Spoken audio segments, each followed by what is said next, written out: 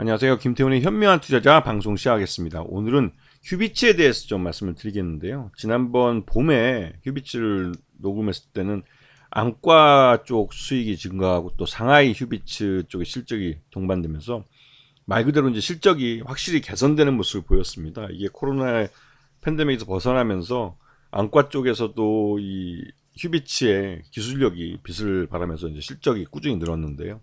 그러다 보니 실적에 따른 주가 급등이 나타났습니다. 그리고 이 특히 안과용 이 치료뿐만 아니라 이제는 치과 쪽 구강 스캐너까지도 공개하면서 말 그대로 이제 안과와 또 이 치과 양쪽으로 이제 사업을 벌여나가고 있으면서 매출 외형뿐만 아니라 수익성도 더 그 외형을 성장할 수 있는 그런 기회를 갖게 됐죠. 그리고 휴비츠는 국내뿐만 아니라 해외에서도 다양한 이 해외 거래처를 갖고 있기 때문에 국내 실적뿐만 아니라 해외 실적에서도 꾸준히 늘고 있고, 특히나 이 중국 상하이 휴비츠는 거의 국내 매출만큼 외형을 키워가고 있는 그런 상황입니다.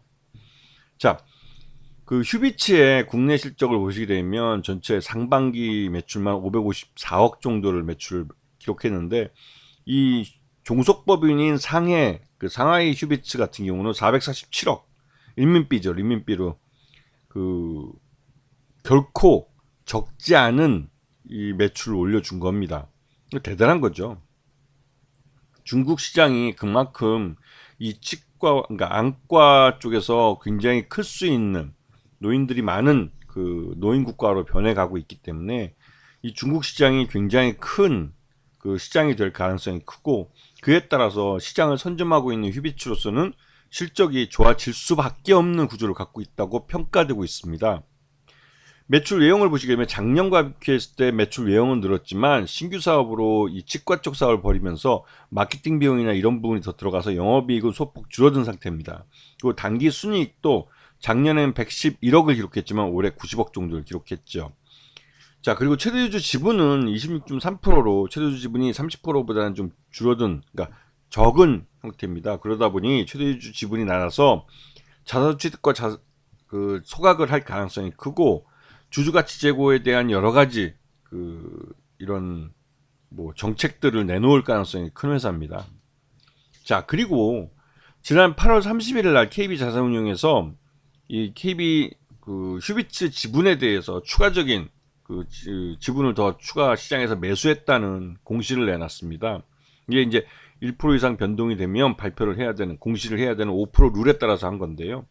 이 목적이 단순 투자이기 때문에 그 향후 휴비츠의 실적이 더 좋아질 수 있다라고 판단했다고 볼 수가 있는 거죠.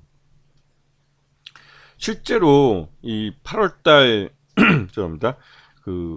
이 회사 2분기 실적 기준으로 봤을 때 적정 주가는 22,500원 정도로 보이고, 6월 말 이후에 주가 흐름을 보면 22,500원에 거의 위아래로 그 횡보하는 모습을 보이다가 이 3분기 들어와서 주가가 이 9월달 들어와서 그러니까 급락을 한 모습을 보였는데요.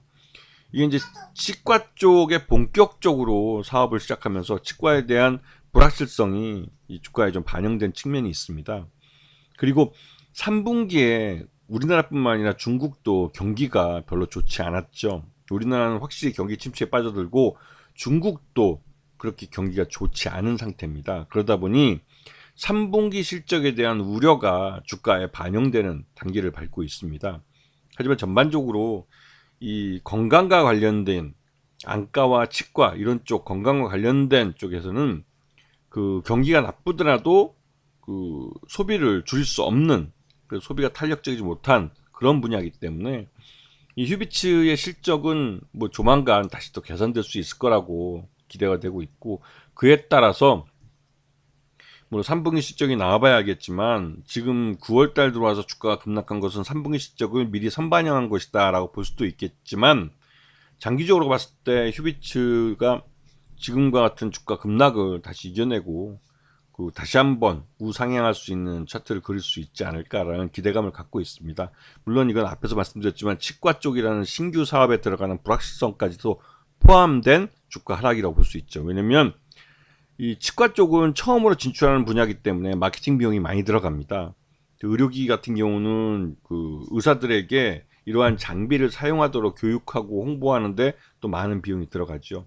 그런 부분이 이제 비용으로 처음엔 들어가고 나중에 의사들이 이런 부분에서 그 어느 정도 이해를 하고 숙지가 되면 그 큐비치 제품들을 많이 사용하기 때문에 그렇게 될 경우에는 큐비치가 제공하는 여러 가지 소모품들도 소비가 늘어나고 하기 때문에 실적에도 도움이 되죠. 그래서 그러기 위한 마케팅 비용이 들어가는 그런 단계이기도 합니다. 그런 부분들을 잘 감안을 해서 큐비치에 대해서는 장기적인 관점에서 관심을 가지고 보시는 게 좋지 않나라는 생각이 듭니다. 자, 오늘 방송 여기서 마치겠습니다. 감사합니다.